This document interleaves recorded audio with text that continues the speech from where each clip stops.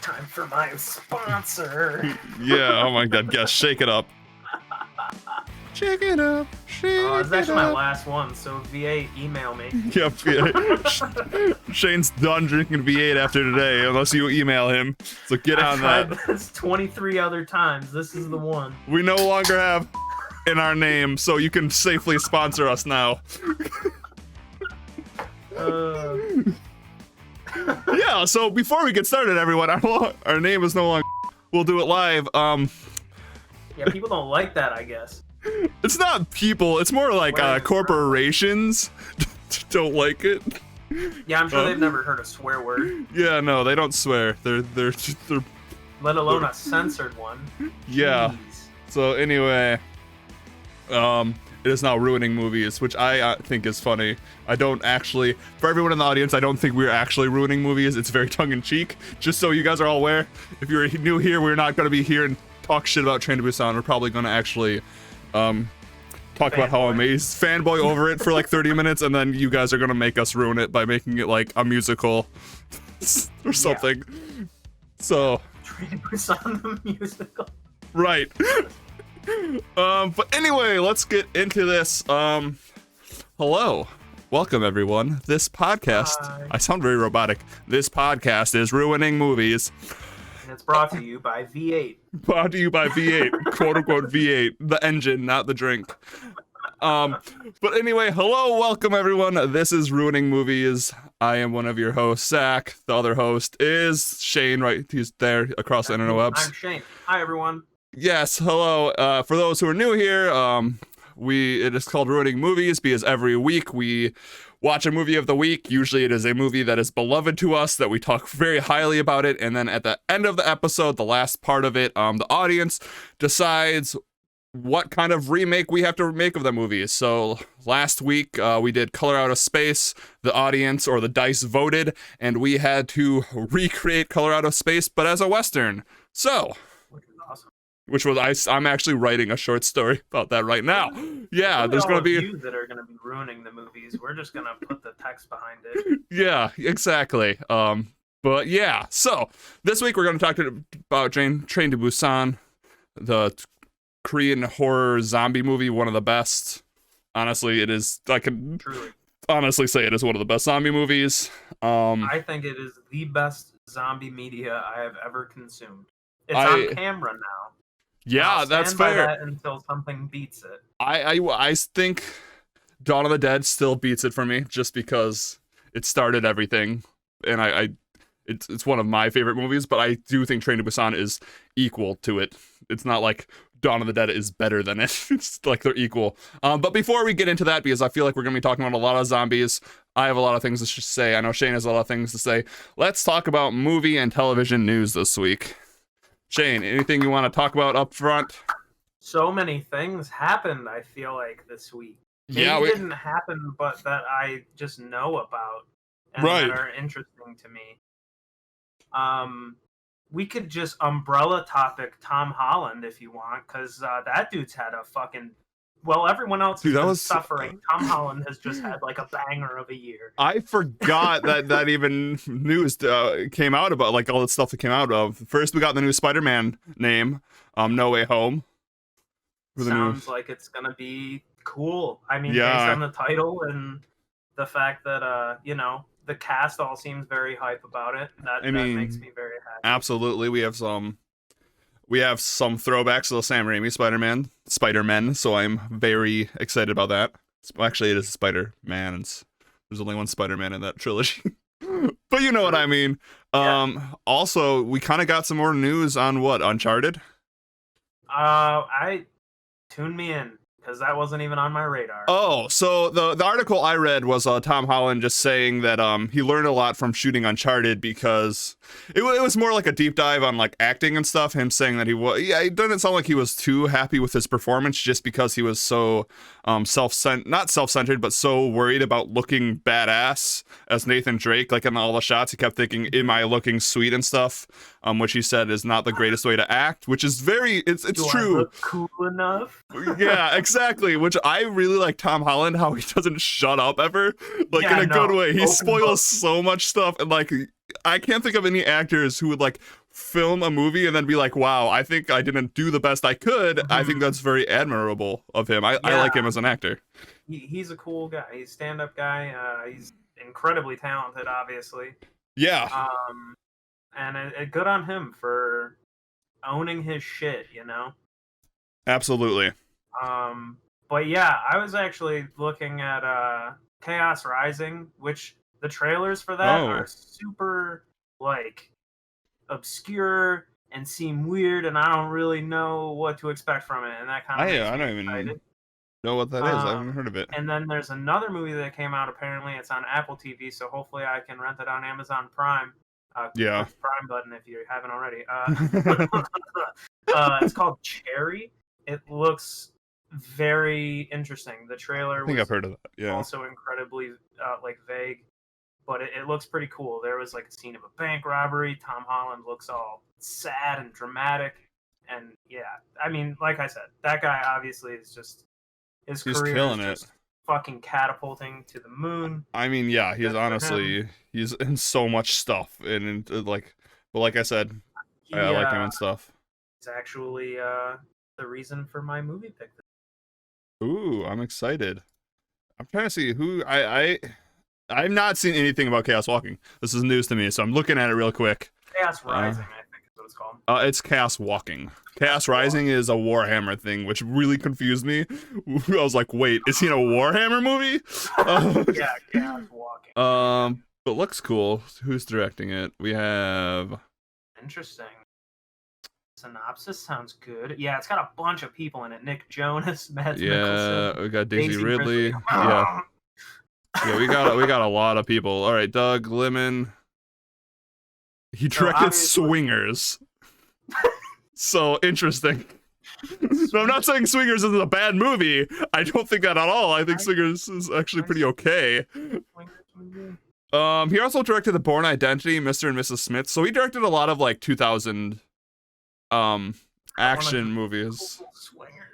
Swinger. It has Vince Vaughn in it, Jon Favreau. It's kind of like Jon Favreau's big break. There's what's the quote? There's like a really big quote from Swingers. Swingers. I don't know how it holds up. It has the poster is like Vince Vaughn holding a cocktail, and it's it's a 2000. It's like a late 90s 2000 comedy. Very Bad Things. I don't think so. Let me see. Also has Jon Favreau in it, I'm pretty sure. Yeah. Very Bad Things. I don't think I've ever seen this. Doing the Kevin Bacon 7. This is a cool movie. Anyway, this is the only reason I talked about him is because of Jon Favreau, who also his career has catapulted in the last 20 years as well. Right, because of the MCU. Well, amongst other things, he's really into food. He made that Chef movie. Chef is honestly one of the one of my favorite movies of the last 15 years. Like, he is so good in it, and I know he directed it. It was really good. He's also a fantastic actor. On top of that, yeah. I mean, he's agree. Yeah, he's done a lot of cool stuff. Yeah, hell yeah. Very Bad Things is hilarious. Anyway, so yeah, Tom Holland was like at the forefront of my mind because of those movies. And then Coming to America. Is Tom Holland in that? No, like, wait, Tom Holland's in Coming to America? What the fuck? Why? Like, he's popping up, but why is he that? No, but that is coming out on Friday. I didn't know it was coming out that soon. Hell yeah. So we will be able to tell you guys next week if it was good or bad. True. The trailer dropped. I'm very good. Excited. I checked out. The trailer did look good, yeah. Cast. It is like all of the original cast, which is really, really exciting. It'd be exciting to see James Earl Jones on camera. Yeah. So, I'm excited. I didn't know it was coming out this soon. That is exciting. Yeah, I had heard tell that this might be a thing like a few months ago, and then all of a sudden now it's gonna drop. Yeah, movies are real weird during the pandemic because you'll like I, for some reason, thought the Black Widow movie came out like a year and a half ago, and I just never saw it because I wasn't that interested in it. But I guess it never came out. Yeah, no, they never released it. But, you know, they released Mulan, which, well, you know what? This is a conversation for another time, maybe. No, I just don't like Disney. Disney live action sucks. Disney sucks. Dude, Mulan was an atrocity. I'm not, yeah. Anyway, Black Widow, like, I feel so bad for that movie because it was gonna be really cool, and I still think it can do cool things for what's going on. Yeah. But now that all this new shit's coming out with stuff that's going on in like the present day of the MCU, I really don't. My interest has fallen off a bit on the old flashback. Yeah. I mean, the only reason I was ever interested in it is because I like Taskmaster. Yeah, that's true. I think it's going to introduce Taskmaster and White Widow, which, you know, I'm sure she will be involved in this upcoming phase in some way. Yeah. Yeah. I think it has some potential, but. Talking about MCU, we're going to have a big week next week with Coming to America coming out, and also the last episode of WandaVision is dropping this Thursday. And they have Falcon and Winter Soldier comes out. Yeah. They have a lot of things they have to wrap up. Yeah, this is gonna be a big one. This is gonna be a banger. It's gonna be a big one. I actually am kind of worried that they won't be able to wrap it all up in 40 minutes. I feel like they're even gonna try. You think it's gonna be like an hour and a half?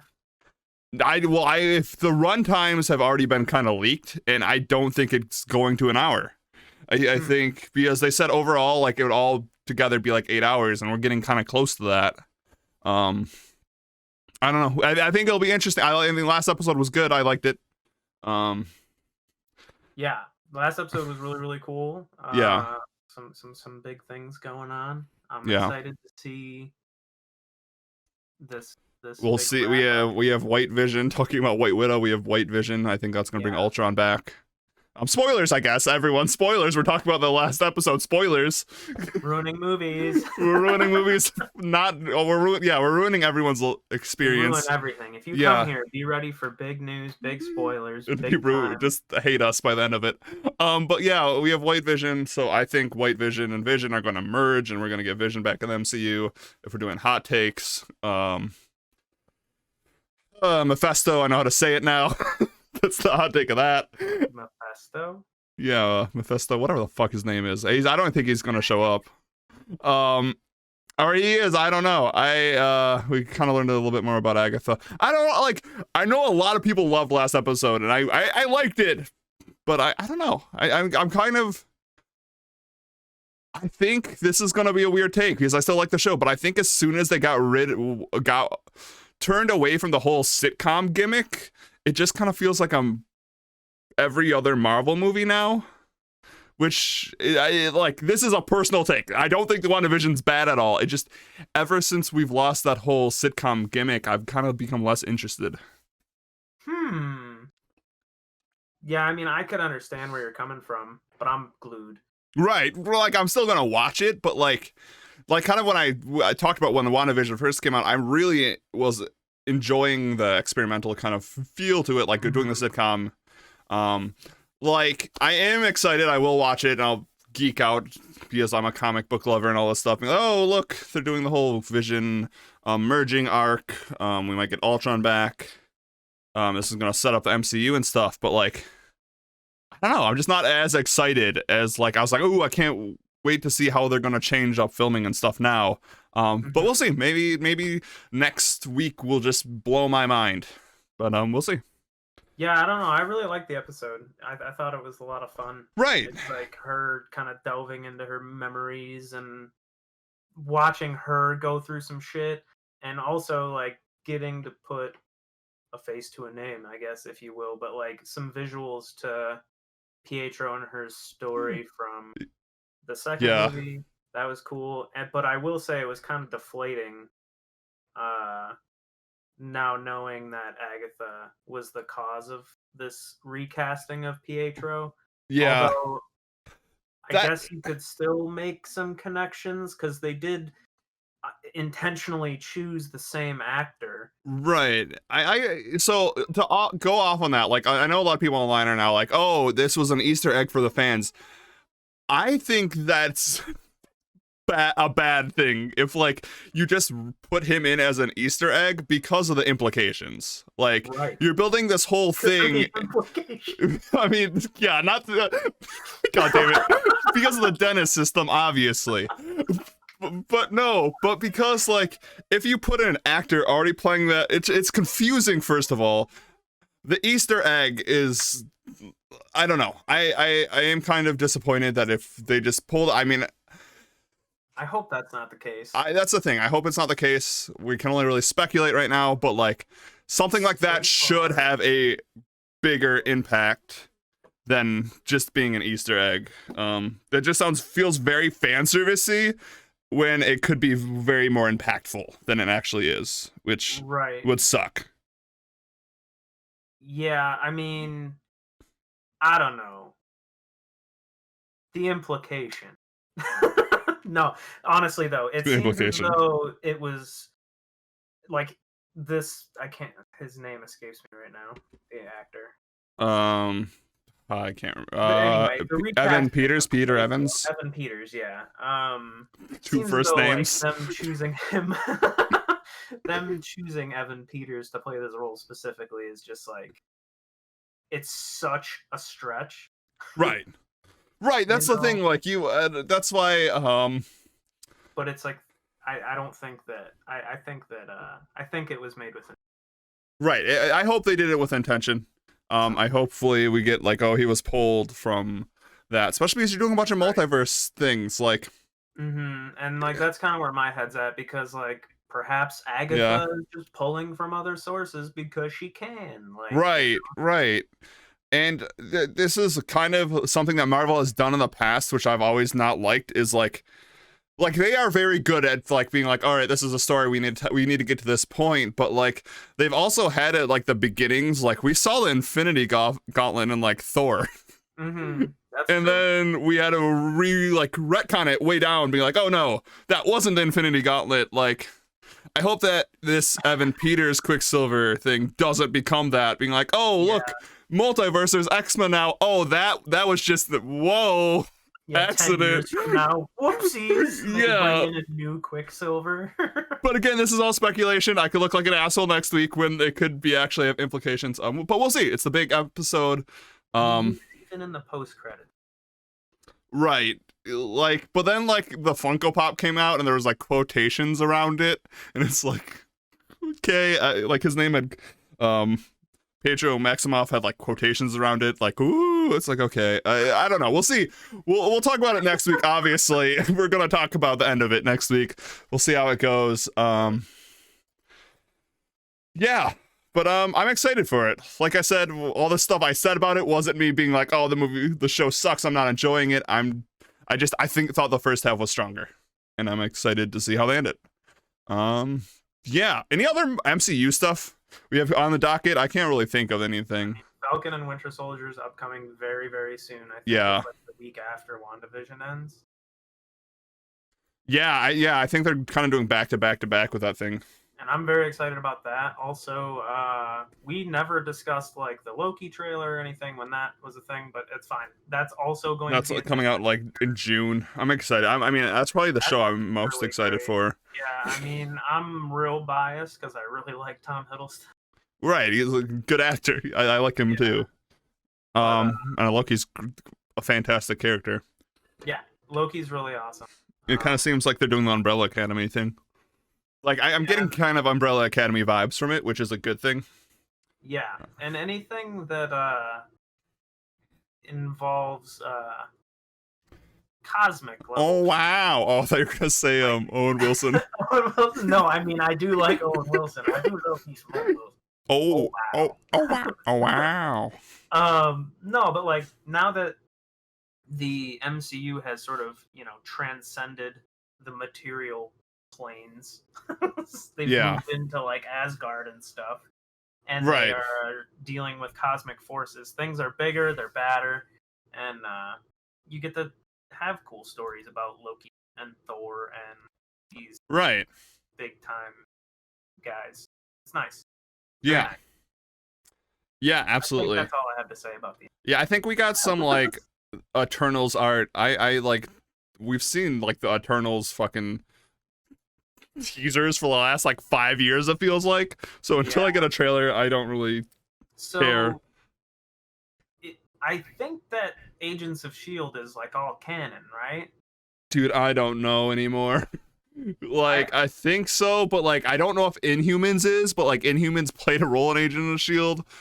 And like, so I don't know. Bad. Right? Yeah. Bad. Inhumans, I heard, was just awful. I did not watch it. I didn't watch it either because I heard it was just awful. And Agents of S.H.I.E.L.D. I've heard is real good, but I heard some seasons kind of suck, but I heard, yeah, it's good. But I just recently learned all that stuff about Ghost Rider and Absorbing Man is in it, and like, some other cool stuff. So, yeah, that's kind of just that's how I feel about all Marvel stuff until I see it. Just like, yeah, and like I feel like I want to watch like this show because at some point or another, like the blip happens, right? The snap. Yeah. So I don't know if that's included in the show, because if it is, all the questions will be answered. I don't know. It's kind of exhausting how much Marvel stuff there is. True. Because I was kind of, I guess we're gonna stay in Marvel for a little bit longer.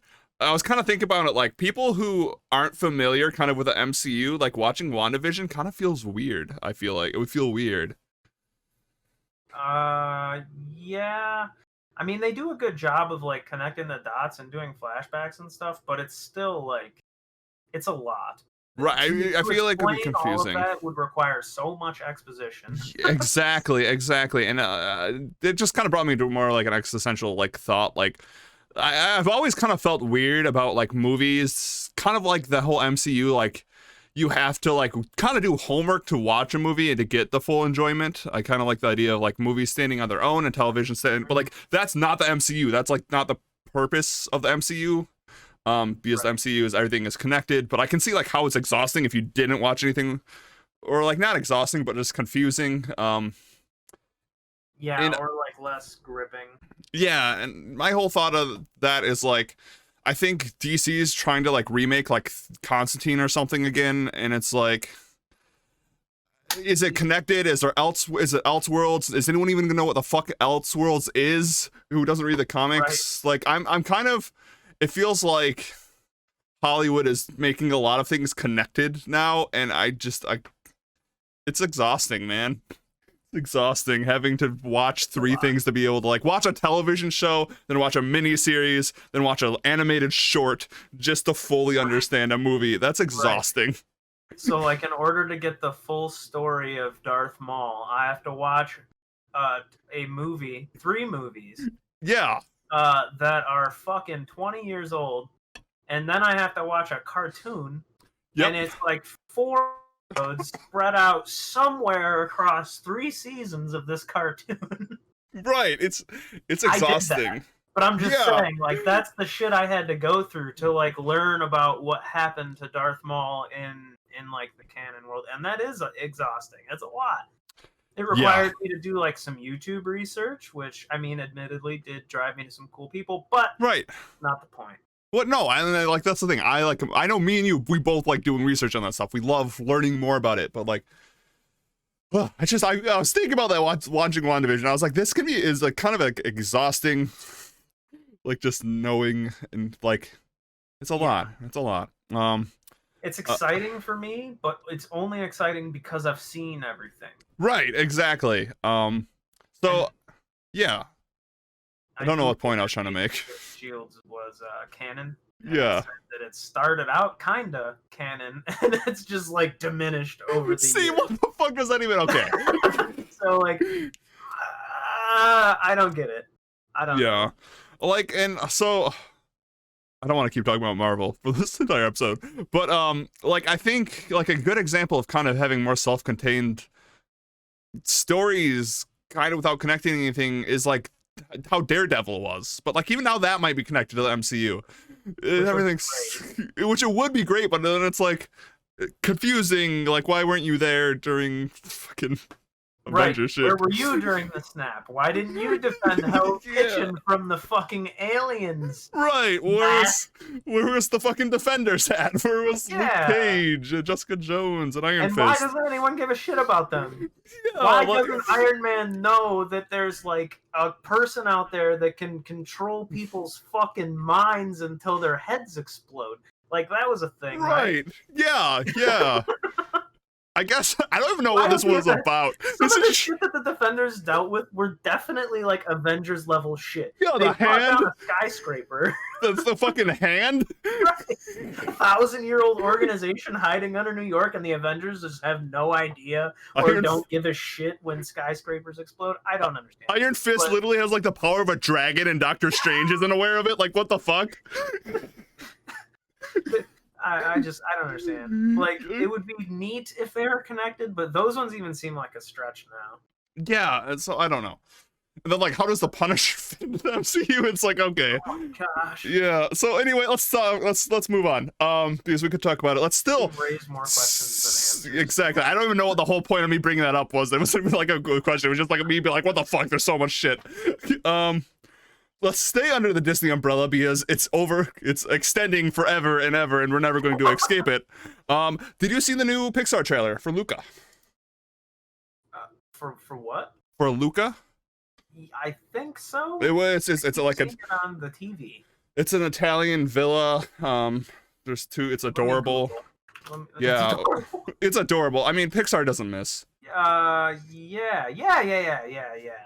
That was adorable. That's all I really have to say about that. But like, I still haven't seen Soul, but I heard that's amazing. Yeah, I heard Soul was incredible. I'm not emotionally ready for it because everyone I've talked to who's watched it has cried, even though I cried watching Train to Busan.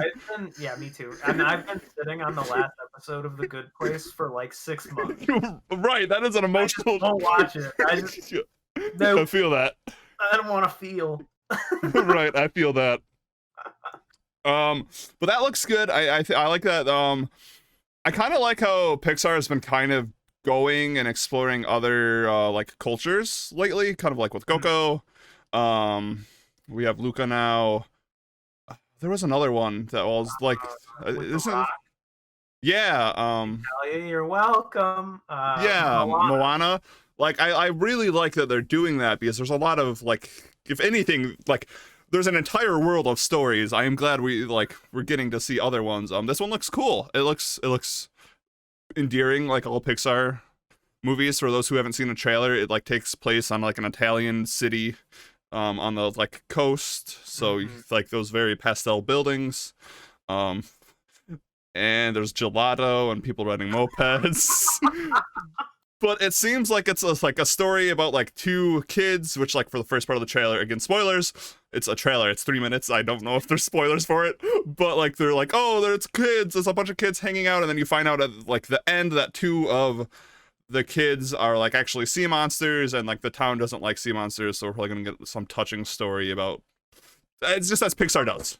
Sea monsters. Yeah, so it'll be cool. One of those movies where like I only watch the trailer because like it makes me cry and that's enough. Right? Yeah, I'm not gonna watch anything or like it looks great. It looks fantastic. Like I said, Pixar doesn't miss. I don't think they're good. They have their storytelling down. They might all their stories might be similar-ish, but they know what to do. They got the whole hero's journey down. So it should be good. Let's talk about a director that is bad at doing the hero's journey. I'm kidding. But let's talk about a zombie movie. Actually, before we talk about that trailer, what? The Army of the Dead trailer. Did you watch it? Oh yeah. All right. Before we get to that, let's talk about the Avatar news. It's really big news. I haven't watched Avatar since I was a kid. Like MII? What? Like Avatar. Like Avatar: The Last Airbender? Yeah. So. How connected are you to the franchise? I am approximately 5% connected to the franchise. Okay, so I know like our friends love it, and yeah, and I know who Korra is, and that's like the extent of my knowledge. Exactly. Wait, Korra? No, that's Aang. That's who I know. Right. The arrow on so I don't even know if we should be discussing this because we don't know shit about it. I am an idiot. I watched it as a kid. I really liked it. But anyway, the big news this week was Avatar: The Last Airbender franchise to expand with the launch of Nickelodeon's new studio dedicated solely to Avatar: The Last Airbender, and we are getting theatrical films, animated theatrical films, and more stuff coming from that. If you are an Avatar fan, that is big news.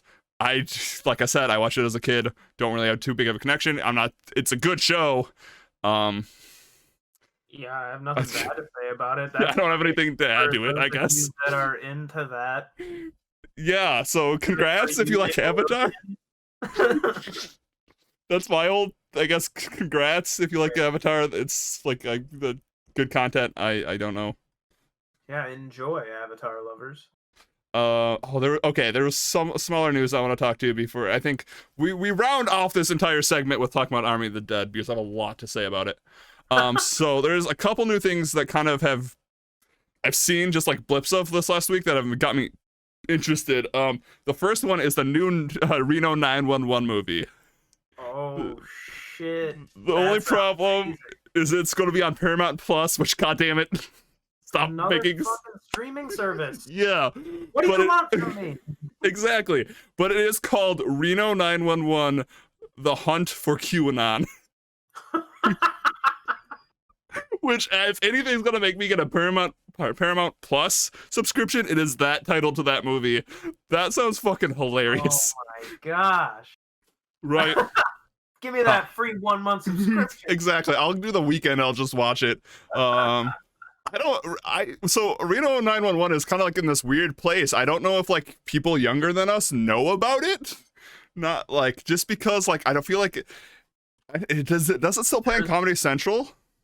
I have no idea, but I can guarantee you there is a large percentage of an entire generation that like has no idea what that is. Right, it's great. Watch it. It is hilarious. Like multiple generations. It's really funny. It's about an incompetent police station. Incompetent?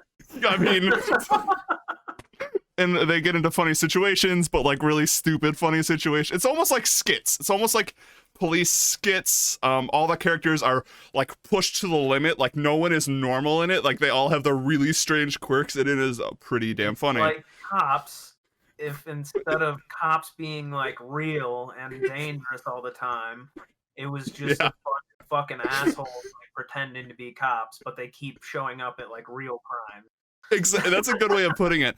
And you probably will watch it. You'll see like a lot of comedians that you're aware of because a lot of comedians got like their start on that show too.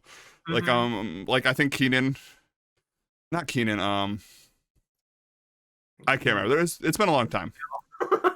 Yeah, Key and Peele. I think they got to start on it. It's good. It's good stuff. Do people even know about Key and Peele? I don't. Okay, I don't like. Let's get off this nostalgia trip. Let's talk about this other one. That movie looks fucking hilarious. I mean, I didn't even watch a trailer or anything. I just saw the title and I'm in. It's like a good title. The first movie was great. Honestly, if you want like a decent introduction to the series, isn't that when they're in the Florida? Yeah, there's that like one was pretty good. I think it's just called Reno 911 Miami. It's just a movie. Yeah, and it's like it's fucking hilarious. But like the show really is, it helps a little bit, but you don't really need the show to enjoy the movie. And it's not like the show isn't like you have to watch episode after episode after episode. It's like you can pick and choose what episode you want. Yeah, it's like Cops. Like you can just go wherever. Yeah, but it's so much better than Cops. It doesn't make you feel bad like watching Cops. Yeah, Cops usually makes me feel bad. That show I hate Cops. Which soundbite, I guess. All right, let's move on. Sure. No. Okay, let's just move on. So, David Fincher is reteaming with the Seven screenwriter for a new movie. Shane. Zach. David Fincher. Yeah. Is making a movie. Eli Roth. What do you think? For those who don't know, David Fincher, Mindhunter, Seven, Zodiac, those type of movies. Shows. That is what Fincher is known for. I like his stuff. I think he does tension really well. He is writing a new movie and directing it. The fucking title, what do you think the title is? Deception. No, I have no idea.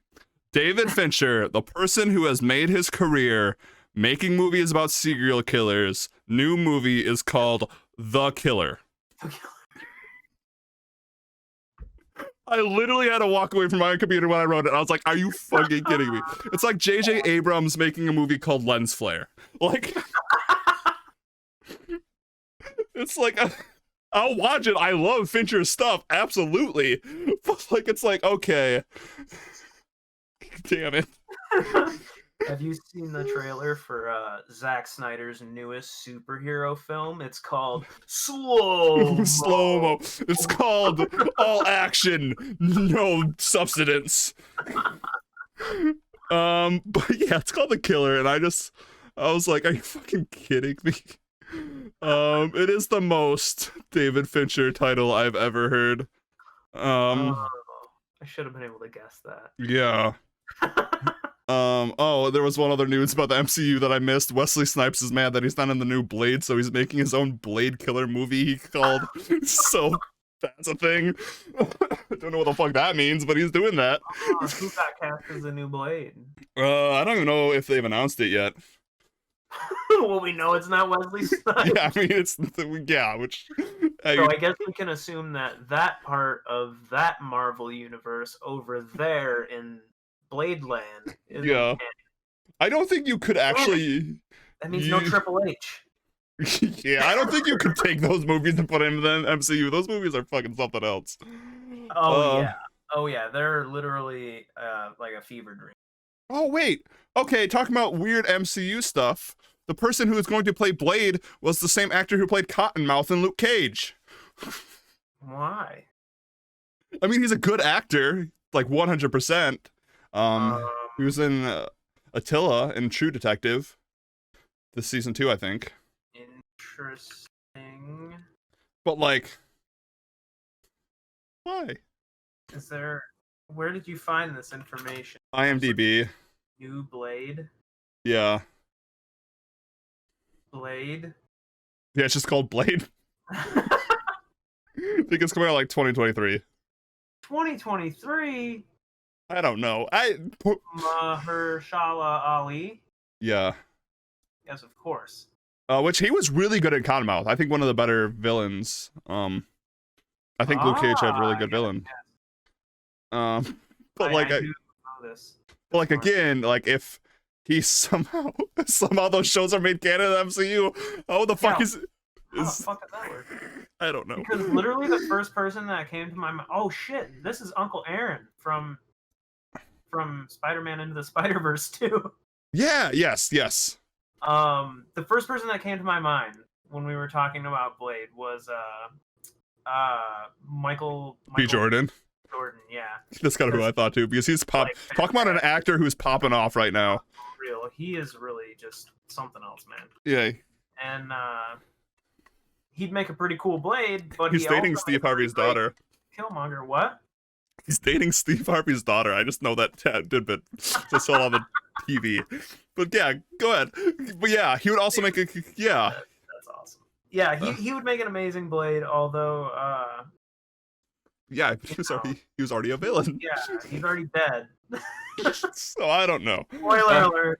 But at this point, MCU might take us to. I don't know. I mean, so maybe I don't know. Let's. Man. No more MCU talk. At least Ryan Reynolds is gonna be dead. Yeah. Consistency. Yeah, that is true. That's what I look for in my Marvel movies, you know? Yeah. All right, let's talk this last thing before we get into Train to Busan. It's zombies going to zombies. So I gotta say, we're about to talk about Zack Snyder's Army of the Dead official teaser. I watched the teaser after I watched Train to Busan. I can't tell you how fast I shifted from, wow, zombie movies are so great. They're fantastic cinema. They can tell compelling stories. They've always been about fantastic social commentary all the way back to the origin of zombie movies. These are a great way to go through themes and things plaguing the world, such as corruption and greed and corporations and stuff. And then I watched fucking Army of the Dead. I was like, I fucking hate everything. Oh, man. Someone lied right to you. Yeah. I watched it and I was like, I was like, I started writing things for like an episode on my YouTube where I was going to talk about how zombie movies are like, I've always been tied to social commentary because they have, and they've always been like a great way to like talk about society as a whole and use them as themes and stuff. And then I watched Army of the Dead. I was like, yeah, okay. I think that the idea of a zombie is a play on social, like, is a social commentary. It is. Romero, However, yeah. Like, not all movies take it in that direction. Some people are just like, here's a zombie, blah. Yeah. And that's just what they do with it. Which I think sucks. Well, I mean, so I won't say sucks. I think I came up with a theory. So the good zombie movies, like Train to Busan, Dawn of the Dead, Night of the Living Dead, Shaun of the Dead even, use zombies as a storytelling device in which they are an external threat, but you can still explore the themes. Like Night of the Living Dead dealt with race. That's what Romero wanted to do. It's a fantastic movie, but had race as like the main tension. Dawn of the Dead took place in a mall for a reason. It was about the 70s and 80s consumerist culture. That is why Romero wanted to do about it. That is why you get those long extended shots of the zombies walking through a mall. It's why the mall is so important in that movie. Shaun of the Dead is a play on like how you can get stuck in your old ways and become a zombie in a terms. Like, I just always think of probably one of my favorite shots of Edgar Wright's is when Sean walks, the first time we see him, he walks to the convenience store and back, and then we get the same identical shot frame for frame, except they're zombies now, but he's so self-involved with himself that he doesn't even notice they're zombies. Like, those are good zombie movies because the zombies are there. And Train to Busan obviously deals with greed. We'll get into that when we talk about it. But like, those are good movies because they use zombies in that way. How the fuck are you gonna do anything? I'll let you talk. I don't know. This movie, this trailer made me actually mad. Well, I don't think it did that to me. But I'm here for you, yes, my friend. I just have a question. I laughed a lot, and I did not take it very seriously. When I saw Dave Bautista, I literally laughed out loud like I was looks so stupid. My favorite stand-up comedian. I looked up to the sky with bellowing belly laughter and ha ha ha because I thought it was so fucking hilarious. When I saw him, I knew exactly like, dude, it how looks so stupid. Go. You see, okay, I agree with you with that. I did think it is going to be stupid. I did think the action part were pretty cool, and like it is going to be funny. It seemed so serious though. Like it's taking itself way. Yeah, exactly. It's taking itself way too seriously. Like, if you're gonna do a stupid, like, this is pretty much what is that zombie game where you're in Las Vegas? Oh, Dead Rising. Yeah, it's pretty much a Dead Rising movie. Yeah, But like, it seems like it's taking itself very seriously. It's like, don't. And then my main question is zombie apocalypse, right? Yeah. Why the fuck are you stealing money? What's the importance of money anymore? I don't get that. And my assumption was like initially that perhaps, they're robbing this place and then the zombie apocalypse happens. But no. But it's like not what's going on. Yeah. And, I don't really get it. I'll watch it, but I'll probably hate it. I think if I think if they didn't take it as seriously as the trailer did, it would be a fun movie to watch. But right now, it seems like we're gonna get some. Zack Snyder doesn't do comedy. Nah. Zack Snyder does not do comedy, and also he doesn't really do. If we're talking about the social commentary, which I was talking about zombie movies, Zack Snyder also likes to try to put some weird social commentary into his movies. Like, okay, Zack Snyder, we're gonna get. Oh, yeah, that's all I was gonna say. Okay, Zack Snyder, you weren't the first person to put the Jesus allegory on Superman. Every other shot doesn't have to be him with his arms up. And now you have like the Joker, like in the Jesus pose, like in the new Justice League promos. It's like, dude, your social commentary is so stupid. Stop it. I think we're gonna get like a commentary that's like money bad. an Army of the Dead because they're in Las Vegas and trying to rob it. But it's not going to be like the greatness of Train to Busan where greed is bad. It's just going to be like, wow, we're dumb. We tried to get money when money is not important anymore. Oh, man. This is literally the first line of this description is just blowing me away. Mm-hmm. Right? Following a zombie outbreak in Las Vegas. Yeah. Comma. That's just the first half of the sentence. Yeah. That's terrible things. A group of mercenaries take the ultimate gamble. Right. See, and the thing, like, you add mercenaries onto that, like, what kind of character development are we going to get that? We already know if they're mercenaries and they're willing to go into a zombie outbreak for money, that their characters probably suck. Not like suck like they're not well written, which that's debatable if they'll be well written, but like it's not like survivors trying to survive a zombie outbreak. These people seem like they're doing fine in a zombie outbreak and they just want money. I know. Yeah, go. Venturing into the quarantine zone to pull off the greatest heist ever. Oh my god. Now, don't everybody put your hands up all at once, but I'd like to know, how's this movie gonna go? Yeah. These fucking assholes are gonna go in to a zombie outbreak that already happened in Las Vegas. Yep. Where they're having the hype. That's where it started. It says it right here. Yeah. They're gonna go die. That's what you're just paying money to see. Huma Qureshi, Dave Bautista, Ella Pernell, Ana de la Reguera, and Omari Hardwick get eaten by zombies. That's it. Pretty much. And like, I hope Bautista makes it out alive. That's all I care about. He's gonna die though, but it's gonna be badass. I don't like that they use Zack Snyder's Dawn of the Dead. Listen, he made Dawn of the Dead, but it's not his. That's Romero's movie. That was a good zombie movie because it was Romero's idea that you made look interesting. That is the one thing I will give Zack Snyder. You can make interesting looking films. You just can't make interesting films sometimes. And prettied it up. It's same with Watchmen. People like Watchmen will be like, oh, Zack Snyder's Watchmen is great. You made it look cool. Alan Moore made Watchmen. Right. Oh, so I don't know. Also, like, the song choice for the trailer, you're in Vegas. Why isn't it like Elvis or like Viva Las Vegas? I can't even remember what it was. It was some generic song that I didn't even... I don't know either, but I'm half tempted to play it and risk the DMCA strike. I'm just going to make sure my system is muted. I'm going to listen to it. I want to see what it is. It's some slow down song. A Seven Nation Army good. Dude, I'm surprised. Is Army of the Dead a sequel to Dawn of the Dead? Right, and then like... No, it's a first chapter in a new zombie shared universe for Netflix, which is also producing a prequel film and an anime series that explore other aspects of Snyder's latest undead creation. I don't even know what the song is. Yeah, so that's my other problem with it. You named it Army of the Dead after you made a movie called Dawn of the Dead. How are people not going to think that's connected?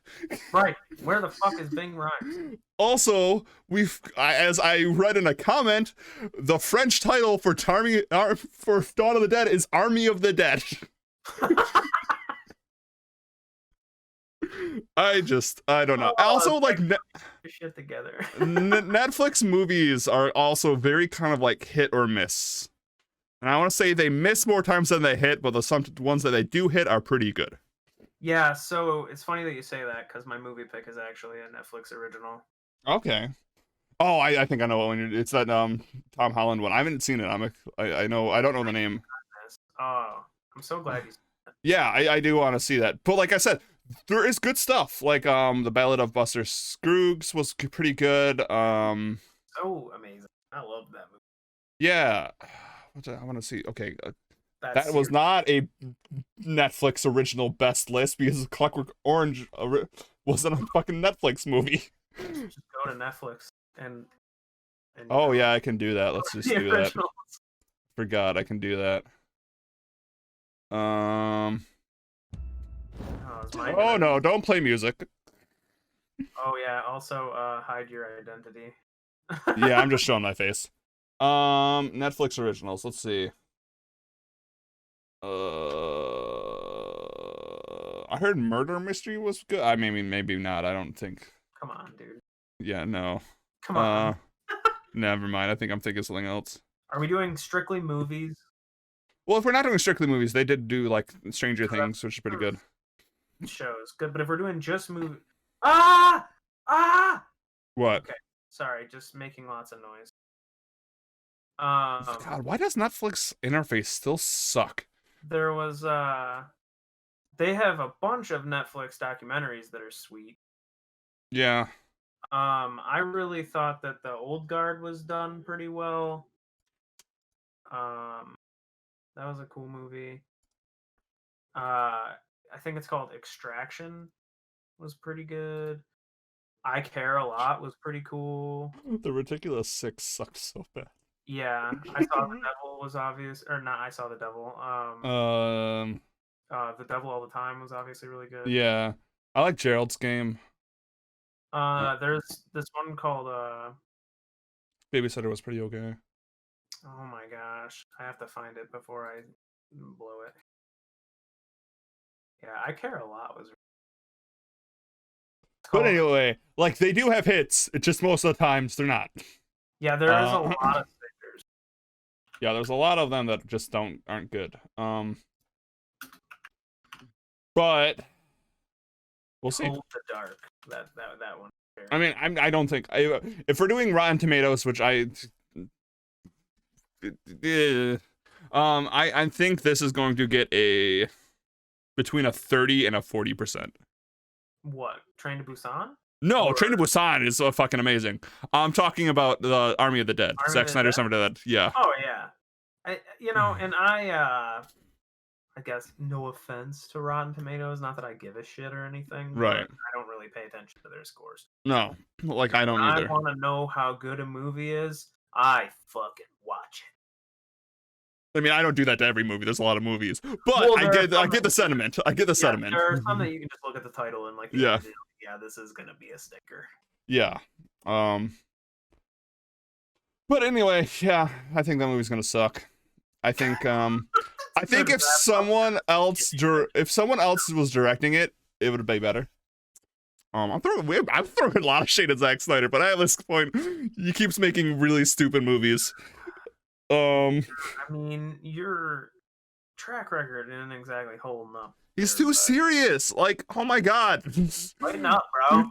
Yeah, like I get it. Like you've had tragedy like in your life, and I'm not talking about that part of it. Like his movies have always been so, like he got success from 300, and you can talk about like directors and stuff, even though they do work in the same medium and they work with the same ideas. Like Fincher, serial killers, they at least adapt and evolve and change their style. Zack Snyder hasn't changed his style since 300.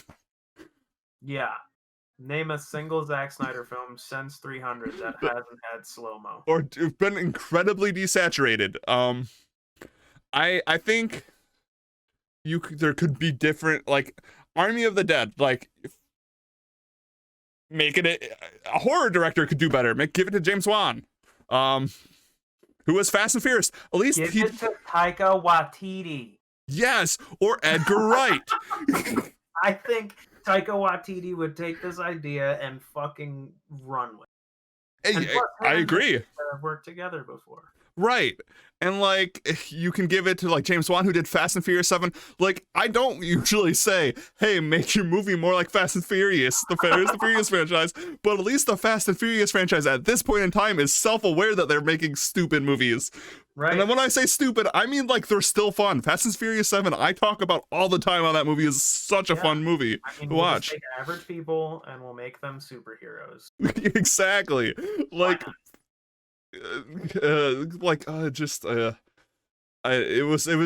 probably didn't help that I watched the trailer after I did watch Train to Busan, which is a brilliant zombie movie. Yeah, I mean, I went and watched videos of puppies after I watched Train to Busan. Oh no, I watched more zombie movies. I watched White Zombie again. I ended up watching Daybreak later in the day. Nice. I was gonna watch the sequel. Let's okay. So before we start talking about Train to Busan, everyone this week we're talking about Train to Busan, the 2016 zombie movie directed by Sang Ho Yeon. Hopefully I'm saying that right. I'm really bad at speaking English, so I can barely speak sometimes. But it was a Korean horror film from 2016 that blew up. This movie is one of the highest grossing South Korean movies of all time. It is one of... Did you know the budget of this movie? No. 8 million. Interesting. It made so much more than that. I believe it. Which just ties back to my idea that horror movies make them low budget and they're amazing. Yeah, great cast, low budget. Yeah. So, spoilers alert for Train to Busan. I think before we talk about it, let's kind of go through what happened in it, kind of like describe the movie. The log line for it is, while a zombie virus breaks out in South Korea, passengers struggle to survive on the train from Seoul to Busan. Pretty simple. You have a father and a daughter. At first, we find out the father is a hedge manager. He is... I don't want to say stereotypical. There's like a lot of like very like stereotypical things kind of done in this movie, but I think done well. We have the father who is disconnected from his daughter. He works too much. This is something that happens in a lot of movies. We even get that whole tried and true. It's his daughter's birthday. He brings home a present. She already has the gift. There's a disconnect. We get that, which really plays into Train to Busan's idea about playing with greed and kind of people with a work culture and stuff. But anyway, go. Yes, it was a Wii. Something that, like, it's surprising that he could possibly ever forget that he purchased this fucking... Exactly. Like, exactly. Like, it's a Wii. It's a Wii U or something, which in 2016, yeah, super expensive, and you can really see the disconnect here. This person, in the beginning, he really only cares about money. We actually kind of get a little bit of foreshadowing, too. He is looking on his computer about, like, all these reports of animals and fish dying and toxic spills for some of the companies that he works for, which are, like, biotech companies. And I should say, even before we get this, like, the first 5 minutes of the movie kind of does the Resident Evil 2 thing where a driver hits a deer and we see the deer die and then come back to life. Sets up the movie. I think, actually, let's talk about that a little bit longer. I think that's a brilliant way to set up how the zombies work in this case. Because, like, there's always that question, like, how do your zombies work in your movie? Are they affected by, like, inhaling some strange gas? Does it have to be a bite? Do they immediately change? Can they be killed? All that kind of stuff. And we see a deer get run over completely.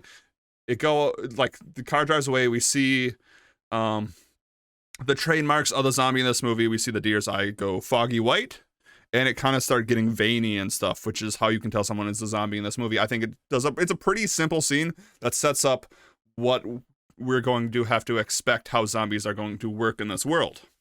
For sure. I think it's really well done. But anyway, we get that first. We have the main character being a hedge fund father, works too much. His daughter's birthday is tomorrow. There's a divorce happening, so we already have family drama going on. And all she wants to do is go take the train to Busan to see her mother. And it's kind of a struggle for the dad to do that. He really is dedicated to work. Again, really hammering this into the movie because that is a very big part of it. They really hammer it in the movie too, being like, hey, this dad, rich, but really dedicated to work, not really caring about the family. We've seen it done in a lot of movies, but it's there. Then we go forward the next day. They're driving. Buildings are on fire. Shit's going bad, but whatever. They get on the train, and they begin heading to Busan. We see that a zombie makes her way onto the train. We get introduced to a lot of characters here. We get some older women who are sisters. We get a man and his wife who is expecting a child. She is pregnant. We get a homeless man on the train. We get a CEO who is going to become the villain. The fucking worst. Dude, the fucking worst. Diabolical motherfucker motherfucker that's ever the been fucking worst. series. Yeah. Like, I know when I'm watching a movie with my dad and he says, this fucking guy. Yeah. Like, that's when you know. And I just want to say, as we're approaching this part in the movie, I think that this is like not just zombies. This is like one of the coolest like monster reveals. Yes, agreed. That I've seen in a movie. And on top of that, I like that the reveal to our quote unquote hero is different than like the reveal to the viewer. Right. Like, the first shot for you is very scary, very intimidating, very much like, holy fuck, this is like an insane zombie, and it's a perfect introduction to like what these things are. Yeah. And then when it's introduced to our main character, it is like high intensity, big action, scary, get the fuck out of there, like, where's your daughter? Go, go, go, go, go. Yeah. Really good. Absolutely. I think honestly one of the most terrifying adaptions of what a zombie is, their twitching movement, their faded eyes, how they move. I can't honestly think of a zombie movie that has more like, they kind of, for everyone who hasn't seen the movie, they kind of, which I'm going to use another movie to reference this, the nurses in Silent Hill kind of like they twitch when they move. It almost very unhuman like. It's almost like they're having permanent seizures or like muscle spasms at all time, like they're losing control of everything. That's how these zombies are. These zombies are terrifying. Yeah. You don't just have the slowly walking, you like these things. They're quick, they're violent, you know, they're strong as fuck. Yeah. I think that there was also these beautifully done, like, I'm pretty sure they're called match cuts. Yes. Yeah, just beautifully done, where you know, you are focused on like the daughter, and I believe this is how it played out. You're like focused on the daughter and like kind of the zombie, and the daughter walks into the bathroom and the door closes. So you're just looking at a door and you think that that's where the zombie's gonna go. Yep. And then it just like match cuts to something else. It was just really well done. Yes, absolutely. So anyway, I think like everyone knows at this point, like this is part of the part that makes like it kind of very tense, because like there's a zombie on the train, you know shit's getting bad, it's gonna go bad. The doors are closed, they are moving, they are on a train. And the zombie infection starts. It kind of starts out with the people, all the like, I want to say like mainish characters that we have are all kind of in the same cabin, the same train cart, and they're all getting like, oh shit, things are going bad, riots happening all around over Korea, South Korea, and people like, oh wow, oh that like they're genuinely like freaking out, because it makes sense that they would. There's like subtle hints and like news articles and the cell phone alerts. I think the main character gets a call from his analyst. Yeah, analyst Kim. Yeah, the thing starts to really ramp up. And again, this is kind of like I don't want to like beat the head of like social commentary in zombie movies, but it is something I truly believe in. There's parallels to how the zombies are used here for like Romero's consumerism, and kind of how that the main character is a hedge manager, and kind of like letting all these corporations kind of like hiding the leaks and stuff from it, which could have caused the zombie movie. We kind of get some of those tied in. People freaking out, the news not really telling the truth at all, because we even have the government being like, oh, everything's fine and safe. Like we get some commentary there. The media is outright lying. Exactly. So I'm not gonna get on my soapbox again. Zombie movies and social commentary are very intertwined. They do a good job here, and not like beating your head over with it, but still seeing the parallels pretty easy. And then the infection blows up pretty much on the train.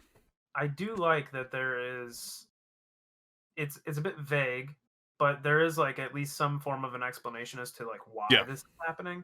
Yes. That's something we kind of lack in a lot of zombie media. So you have like in the beginning, it's like there's a leak in the hills, and it's like you don't really know what it is. It's a leak. This guy can't fucking drive up the hill or whatever. Yeah, they have to kill his pigs again. Yeah. Oh no.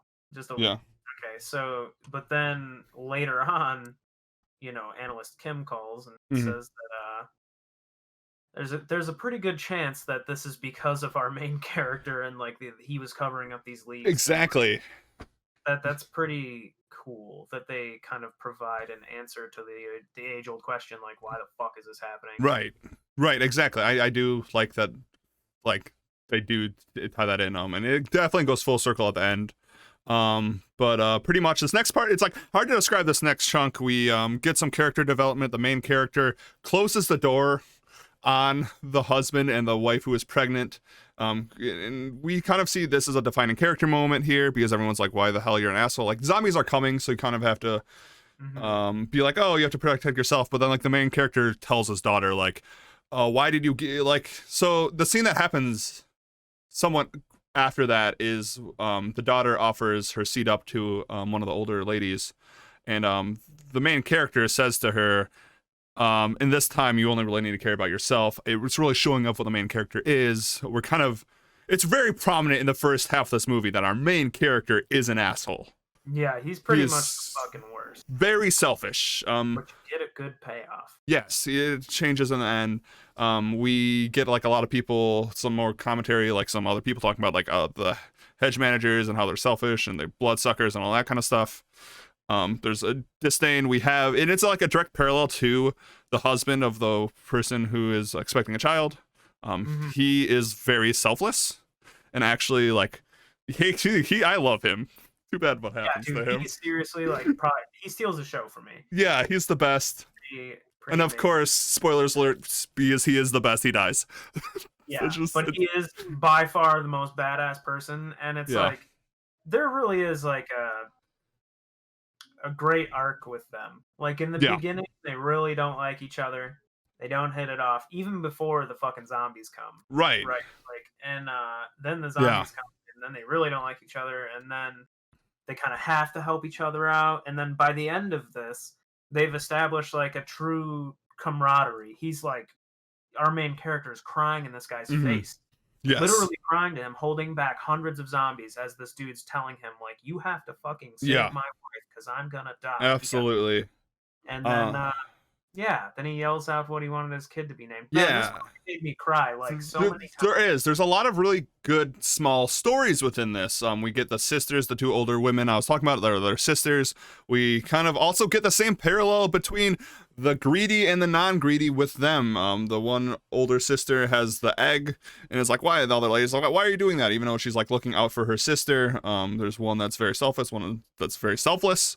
We get the story between the wife and husband who are expecting a child, how that the kid is named Sleepy because the dad is too lazy to think of a name, which that pays off. I wish that I could understand, because I feel like in most cases like this, when you get the subtitles, it is like usually a pretty literal translation of what's being said.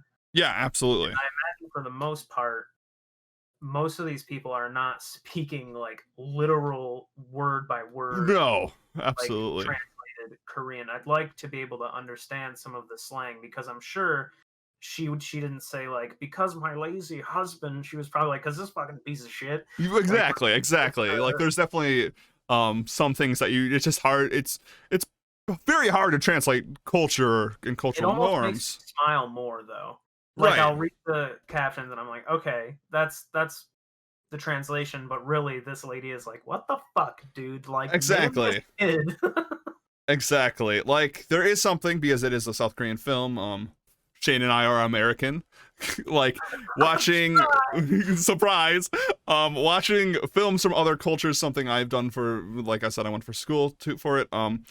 It's always really interesting. And I've always really liked watching films from other parts of the world, because there is a human connection. Like, we can understand what is happening between the husband and wife, because it is a human connection that we understand the lazy husband not naming the child. That is something there that we understand.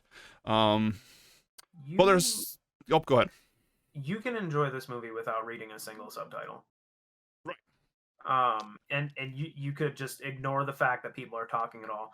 They say so much in this film without saying anything at all. Yes, yeah, exactly. They do a good The director does a very good job at taking the norms that we know in film, and instead of reinventing the wheel, instead of doing that, taking the stories, the hero's journey, the traditional storytelling points that we all know, that it's all ingrained into our heads because of all the media we consume, and like I said, instead of reinventing the wheel, they use it instead as very polished. They polish it to make a very compelling story. Like Train to Busan is nothing new. It is nothing that we haven't seen storytelling wise. It is nothing like so crazy that it's like, wow, like this narrative device they're using is something I've never seen before. But it really shows you that you can use the same thing that we all know, even though it's in a different language, and we can still connect with the characters because, like you said, you don't have to hear their words. How the acting is so good in this, and the camera work, like you can tell what the story is just by seeing what's on the screen. Yeah, it's like I said in the beginning, when you have a good cast, when you have people that really care about a film, it doesn't matter how much money you put into it. Exactly. So like you have a small budget film and these people that really want it to turn out well, and they really put their all into it. I mean, our main character might say like 100 words throughout this entire movie. Yeah. He's not a really talkative guy, and most of the time in the end of the movie he's fucking screaming and crying. Absolutely. And, so it's like you're able to connect with this man like so easily. You already know what he does. You know that he's disconnected from his daughter, and you know the world's going to hell. It's like, this guy's fucked up. He's going through some shit, you know. And, absolutely. And it's easy to connect with him, and the actors, they just do a really good job. And overall, this film's really good. And I just want to say something about our monster. Yeah. Because if I didn't fucking know any better, I would say that all of the effects in this movie were practical, and there were actually people dressed as zombies throwing themselves off balconies and then getting up with broken arms and stuff. Right. There is some parts that are definitely CG. Like that low budget. But like the zombies themselves are definitely practical. So the practical effects that they use combined with some of the other stuff, like there's a scene when they all bust out of a window and fall off the subway. Dude, it's so intense. Yeah. That part, like, if I didn't know any better, I'd say that those 6 dudes like actually ran out of that window and fell off the top of that subway. Right, absolutely. Like, it looked fantastic. And for me to come into this podcast tonight and you tell me that they had an $8 million budget, it's like kind of astounding. Which they did a fantastic job. For those who are not familiar with filmmaking or Hollywood or anything, $8 million for a budget is nothing. It is nothing. I think the Train to Busan remake is getting like 100 million or some bullshit. And honestly, I actually think I don't know. I could be completely wrong and just throwing things out into the air, but it seems like they just used all actual stand-ins for most of their zombie parts, where people weren't actually risking their lives to make effects happen. Yeah. But like where there's like huge crowds of zombies running and stuff, like I wouldn't be surprised if there was actually a fucking 150 people dressed like zombies. Right. I would love to see a making of but anyway, let's get through the story. So pretty much the rest of the story is pretty simple. Now that there's a bunch of, like I said, we've talked about a bunch of smaller stories. Like, if we were going to talk about all the smaller stories, we'd have to make another podcast. But there's also a baseball team, which is a high school girl and a high school boy kind of having their own story arc. Totally Romeo and Juliet. Really, it is, and it's tragic. But pretty much, they're on the train. Things go bad. Everyone starts freaking out. They start dividing up the cars. They find out that if the zombies can't see them, they won't go crazy, which comes in later. It's a very cool way, like. The pregnant woman puts up a bunch of paper on the windows and the zombies calm down, so it kind of foreshadows, hey, if the zombies can't see, they won't freak out, which we get into some really cool parts later with that. They get to the first train station into like pretty much an empty city. This part is so eerie because they all get off the train station, they've been through chaos, like looking out the window, seeing zombie hordes killing people, and they get to this train station and there is no one. We kind of find out something that is that this is one of the parts that's like, if you're not familiar with the culture, it might be confusing because our main character had military ties. For those who don't know, most men, I don't know if it's women also now, in South Korea have to be part of the military. at some part in their life. Most of them do. They go spend time in the South Korean military for a couple years.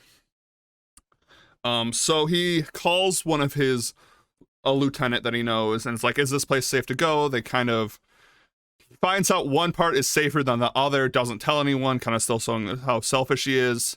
But as they're going through this desolate city with no one there. Transition. Yeah. Like, there's nothing there. It is quiet. Yeah. There's nothing there. It is quiet. And they get to this part where they see a bunch of military uniforms, and we're starting to get context clues as we get closer there that the military has fallen. They did not win this fight.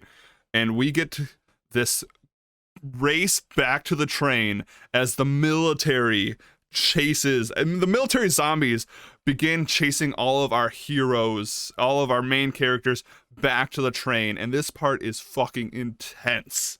We get them, like Shane, you said, they fall out of windows onto the train, but it's also the first time where we get the main character kind of working a little bit more or less selflessly. The baseball players. Oh, go ahead. I think this is that part where our hero begins his transition to not being a piece of shit. Exactly. Him abandoning his daughter. Yeah. Yep. He's literally, there's a point where he's literally stuck between his own selfishness and his own future. Yep. And he has to choose in that moment, and of course he makes the choice to run for his daughter. But yes, there's a point where our character's decisions have put him between his selfishness and the only thing he gives a shit about. And yes, I love that kind of story point. So anyway, carry on. Yes. So anyway, they all race back to the train. I think this is one of the most crucial parts of the story, because as before, when they were all on the train, they were all in one car. Now that they're all back on the train, they are divided into 3 different areas. That we have the front of the train, where a majority of our survivors are. We have the CEO asshole who is doing everything wrong and is literally killing people because he wants to survive. His true colors really start to shine. Just before this, we saw him be kind of a dick, trying to command the train conductor because he knew he was a CEO of some bus company, I'm pretty sure, and he knew that he couldn't get into this city, but he knew that Busan was available. So he's pushing around this conductor and shit. And then this is we really see this man. Yes, exactly. To the bad guy. Yeah. And then, so we get them. We have, and there's a bunch of smaller characters there. We have one of the older ladies in that cart too. And then between them, there's probably 3 or 4 carts full of zombies. In the center, we have the pregnant wife, the daughter of our main character. I think the homeless guy is there too. Yeah. And one of the old ladies is there also. And they are stuck in a bathroom stall. They're in the center of the train. Then, last but not least, I should say also the high school girl is up in the front. This is up in the front. We have the baseball boy. We got Romeo. We got Romeo. We got our main character, and we got the husband. All in back. Yeah. Should probably mention that as the husband and the main character were rushing onto the train was pulling away. Yeah. And they actually had a moment. Again, characters saying something without saying anything at all. Exactly. The second main character, the husband, future father, was running behind the train, trying to catch up. And our main character extended an arm for him. And the guy acknowledged this, but then proceeded to be the most badass character in the movie and pick up a sword, or not a sword, a baton, a shield off the ground, and beat up 4 zombies, and then he grabbed the extended hand of our hero, and they had this nice little moment of solidarity before they go through the rest of this movie, which is literally pure hell for both of them. Yes, so this is probably my favorite part of the movie. So all 3 of we have Romeo, husband, main character in the back. They are able to call the wife who is pregnant and find out, hey, the daughter is there, all that. They find out that they are in cart 13 and they're in cart 9. Yeah. Yeah, so main characters right now, 9, 13 is where they have to save their families, and then I think like 15 or 16 is where the rest of the survivors are. So there's a lot of Train. This is the second Train movie that I've watched in the last couple months that has like some badass fighting in it. I should say something about the camera work here too. The camera work makes you feel very claustrophobic. It is a very well shot. So the main characters are like, don't even have much of a discussion. They're like, oh, they're in 13. They like start unbuttoning their shirts, wrapping like this like tape around their arms, like grabbing bats and stuff. And like these 3 people become fucking superheroes. Instantly. Yeah, they don't talk. A baseball bat. It's like the baseball player is just crying his fucking eyes out because he just saw all of his friends are dead. Get mutilated. All his friends are dead. And he's like crying to the girl. Yeah. Who then proceeds to tell him that she's in the furthermost cart, and this dude just starts fucking getting ready. He stops crying, puts his phone away, and starts wrapping duct tape around his arms. Yeah. It just becomes a badass, and the other 2 dudes just follow suit after another phone call. It's so good because, like you said, like nothing has to be said. They just kind of like all acknowledge it, and like they start taking their suits off, like unbuttoning, like roll up their sleeves. They start putting tape around their arms, which is. Why don't more people in zombie movies do that? That's like brilliant. That's so brilliant. So like if they can't get bit there, and they're like, hands though. Yeah, which, but like, I thought about that too. I was like, is that a plot hole? But like, how do you open the doors if your hands are all taped? You'll figure it out. I mean, untaped. I think if I was I would rather be able to use my hands, but we do see that bites him in the ass later. But anyway, the 3 they push, and they fucking fight. They scrap their way through zombie hordes. I will say, second most badass fighting scenes in a Train.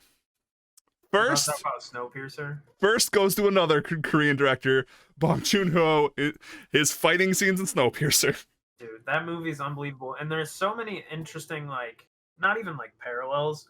It's just funny to see both these movies done in like similar but different ways, right? It's like a big train that's the savior of our heroes in an apocalyptic situation, and it's like, and they're both about like the same social commentary. Like they both have the same social commentary. Snowpiercer's a little bit more like, collapsing on each other. I mean, social, like Snowpiercer is like the most non-hiding, it's like social commentary ever. It's literally like the lowest class has to start at the end of the train and eat insects, and then they have to fight them way to against the, like, I love Snowpiercer. It's a great movie. Yeah, I know it's not really what we're talking about right now, but I just gotta say, I love Tilda Swinton. Yeah. Like, that's where I'm at with that. We can end that conversation now, though. She's just like literally in the top 5 of my all-time favorite actors. Right. I mean, Chris Evans is it's just so good. It's such a great movie. But anyway, which it is kind of like they're both South Korean directors. Again, this is going back to last week. They're making a Train to Busan America. Please no. Edition, like, trains are an important part of like other cultures than America. Like literally, we've had people destroy the train industry in our country. Like, where the fuck are you going on trains in our country? Yeah, it's dumb. But anyway, they fight them. Colorado. Yeah, what are you all gonna get on a Greyhound bus? Like, but anyway, they fight their way through. They use the you can't see if like the zombies can't see, they won't attack, and they do it in the most tense way that Snowpiercer also does. That's why I brought it up, because Snowpiercer also has this crazy fight scene where it's like, wait for the tunnels, we'll fight in the dark. Yeah, and like they do it in Train to Busan also, which is crazy. Like they have to sneak past the zombies as it is like they know like they're in the tunnel for 2 minutes and they have to sneak past the zombies. Yeah. So tense. Anyway, they fight their way through. They save their families. They get to the front, and it never ends. I just have to say, like, it doesn't. We say it like that, like, oh, they get to the car, they rescue the family, they move on. But like these entire moments are like you're at the edge of your fucking seat. Like, there is no breathing. Is life or death. As soon as they find the family, instantaneously they come out of the tunnel and they have to fucking hide again.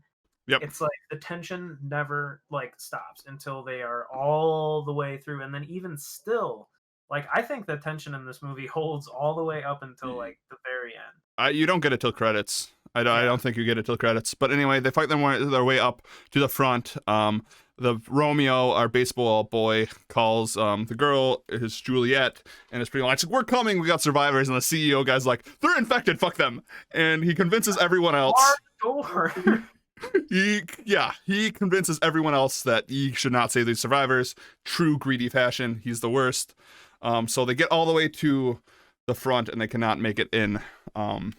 Because of that, because the doors are blocked and they're not letting the survivors in, the husband gets bitten trying to stop a zombie horde. One of the most touching scenes, like him trying to hold him back. It's so intense. It really is. And honestly, I can't even like describe this part. You just have to watch it. Like, this movie is very emotional. It's very good. Anyway, my dad, like, yeah, both cried. My dad was like, in the beginning, he was like, "Oh, we're gonna watch a zombie movie," and I was like, "Yeah, Dad, just another zombie." Yeah, just another zombie movie. And I was like, "Just another zombie movie, right there." Right. It is such an emotional. I was an emotional wreck watching the movie. It is so good. I like couldn't look away from the movie the entire time. This is the second time I've seen it. The first time I wasn't fully paying attention to it, but this time I was, and it made it so much better. But anyway, from there to the end of the movie, we lose main character by main character by main character, death by death, and most of them are the result of the CEO, the evil, the pure guy of corporate greed, the literal creation of corporate greed. He literally kills Juliet. Yeah, he does. To a zombie. He tells the main character, like, punches him in the face, is like, you motherfucker, you almost got us all killed, and he immediately goes, he's infected, and everyone else is like, oh shit, and even though they weren't infected, which pushes them aside. You kind of see how the greed gets back to them, though, as someone releases the zombies into the cart with all the people who were in the front. The old lady does, because she watched her sister die because of the greed of this guy. So she pretty much was like, fuck it. She just listened to all these people just fighting and yelling at each other. They're all like telling this pregnant woman and this little girl, like, get the fuck out of here. Yeah. I mean, the subtitles say, like, get out, run away. Yeah, right. It doesn't say that. But really, like, these people are like, fuck you, swine. Get pretty the hell much out of here. Yep. And they push them to the front of the train. And then they seal themselves in. And this fucking old lady's like, listen to them all bitch at each other. And she literally just says, the subtitle just says, what a load of shit. Yeah. Goes and opens the door. Yep. But of course, the CEO survives. Of course, why not? Yeah. My dad was like, thank goodness. Yeah, and no. Again, and he was like, what? Yeah. So anyway, the trains. Dad is just so funny. It's reactions. It's like my third time watching this movie, so I already knew it was gonna happen. And, right. Just seeing someone else get really riled up about this movie makes me feel good, because it really is that kind of movie where, like, oh, absolutely, you don't have to, like I said, you don't have to read the subtitles, you don't have to know what's going on to know what's going on. Right, absolutely. So the last part, the third act, we find out, like, the train can't go any farther. They have to switch trains. It's a mad dash across the train yard. They have to cross through other infected trains. Romeo and Juliet die, like you said, because the CEO pretty much pushes Juliet out of the way, causing her to die. So Romeo's like, fuck it, all my friends are dead. He decides to spend his last minutes with her. They're both dead now. And this part is, like, again, it's really hard to describe, like, the action of this part. This part is very tense. You get the mad dash. A train on fire blasts through the train yard, knocking things aside, creating more chaos. And eventually, we're at the last leg. We are at the climax of our story. We have the main character, the daughter, the pregnant woman, and we don't know who's in the front of the train, but they're pretty much on, like, just the front of the train, and they're heading to Busan. They make a mad dash. Like, they're going. The front door opens where the, like, conductor would be, and we get the CEO guy. He has been bit. Final act of tyranny. We do get a little bit of commentary here, because he says, I'm scared, I just want to see his mom, kind of showing like that's kind of like humanity, like we do all the shitty stuff even though we're all human and all. That's kind of like, well, that's saying right there. Before you say what happens, can I place a bit of irony in your head of like the fact that our main character got called a bloodsucker by the husband earlier? Yep. And then, carry on. This is how it plays out. Yeah. Yes. So anyway, the father fights the CEO, tries to get him off. He gets bit. We get an incredibly sad scene where he has to be like, tell a pregnant woman, like, keep my daughter safe. He doesn't even say like bye to his daughter. It's like that, like, which is understandable. I think like it would be unrealistic for him to be like, bye, I love you. Like, he just cries, and we see a great shot of just a shadow of him launching himself off the back of the train. The only two survivors really are the pregnant woman and the daughter. So they get to Busan. But even then, that is tense because we have soldiers trained on them being like, do we shoot? And it's not until the last second with the daughter singing that the army finds out that they're not infected and they get saved. That is Train to Busan. She could only sing when she saw her dad, and that's why she couldn't sing it at her recital. It's so fucking sad. It's so sad. Say, the ironic thing is someone called our hero a bloodsucker earlier in the movie, and in his last feat of heroism, he literally puts his hand in a zombie's mouth and allows it to suck his blood as he throws him off the train. We get the complete hero's arc. He's no longer selfish. He is now selfless. He sacrifices his own life to save his daughters. And that is Train to Busan. Like I said, one of the best zombie movies out there. You said it is your favorite. I would say it is probably tied for my favorite. I still think Dawn of the Dead is my favorite, with Shaun of the Dead being in second. I think Shaun of the Dead is fucking hilarious. Shaun of the Dead's great, and I mean, Train to Busan, I believe, wouldn't exist without Dawn of the Dead. Right, that's exactly like Dawn of the Dead as zombies as we know it.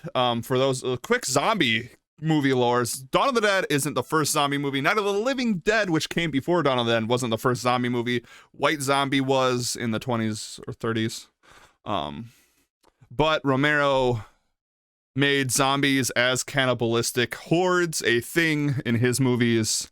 But he also was the one who really added like the social commentary, making them more just about zombies, but more about human drama with zombies. So yeah. Anything else to say about Train to Busan? I just have to say, fucking why are you making an American version? You goddamn. Just please, like, for anybody listening out there, just please write your local Congress. Tell them to start a change petition. These fucking people that are going to try to make this movie about people that take trains from Ann Arbor to Chicago and have to deal with zombies. Like, it just doesn't fucking work. It's just not going to work. I don't know. It's just doesn't. It's not going to make me feel the same way. It's going to make me feel like I felt when I watched Quarantine after I watched REC. Right. Like, this is like a Play-Doh version of a really cool story. Yeah, I mean... And I've seen the stupidest arguments that, it's because people don't want to watch subtitles. I hate that argument. They watch the fucking English version with the subtitles on.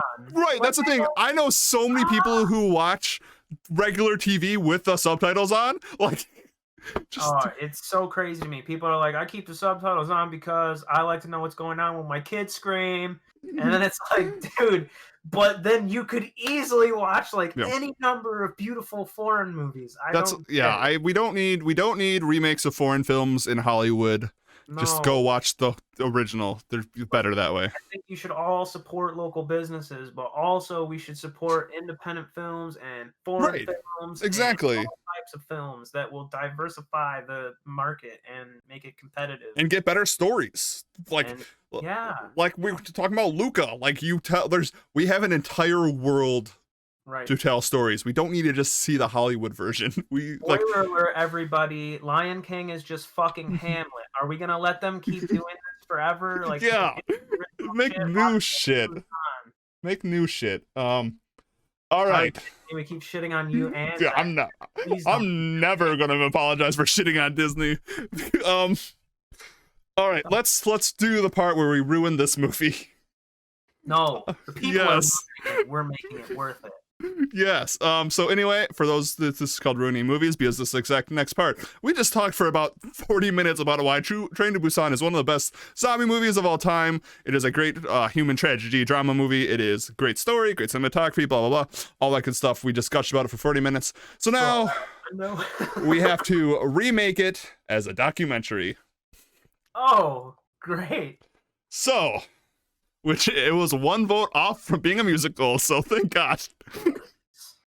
All right, so I think I kind of like what we did last time, where we defined what made Color Out of Space what Color Out of Space was.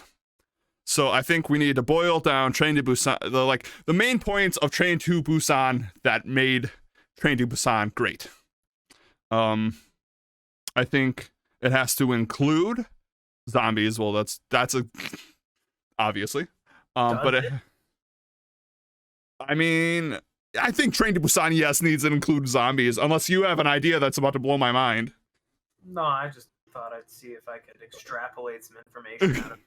I mean, I guess you could replace it with any type of monster. The zombies aren't what make Train to Busan great. They're like they're there and they're terrifying, but it's the human. It's like Color Out of Space. We talked about it. Human drama is what makes the movies good. So I think we need to have kind of a father with a disconnect to a family member, or it could be anyone, two family members who have a disconnect, one because they work too much, one because they are a child. Child is not at fault. The train is crucial. It is a storytelling place. You gotta have that Australia guy. That's almost every. Are you talking about David Attenborough? Fantastic.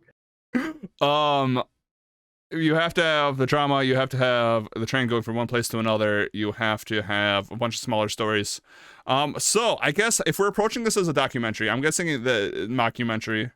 Because if it was just a documentary remake of Train to Busan, it would literally just be how the movie was made.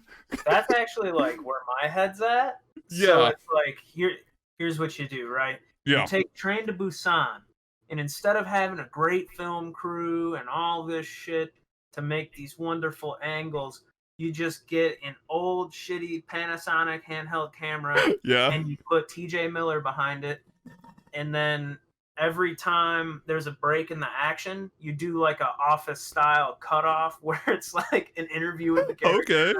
He's like, and how does that make you feel? And like the fucking big muscly husband guy's like, man, that guy's a fucking asshole. He like, Wait, that would be fucking hilarious. Okay, so I think I like that. We'll comedy mockumentary, Train to Busan. I love that so much. So he's pounding on the door behind them in the interview.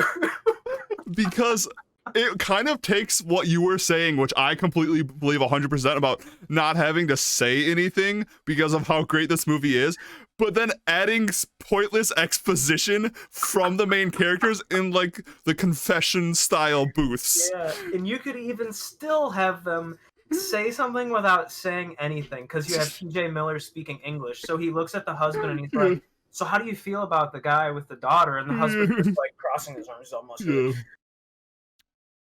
Yeah. You could also just looking around all frustrated. I also love the idea of the guy not holding the main character not holding up open the door for the husband and the fucking pregnant wife, and the husband doing the Jim face to the camera. He looks back at TJ Miller like, this motherfucker. Just look. The door. There's some shakes. And then I would love some confessionals of some zombies who somehow made their way in there. And just like,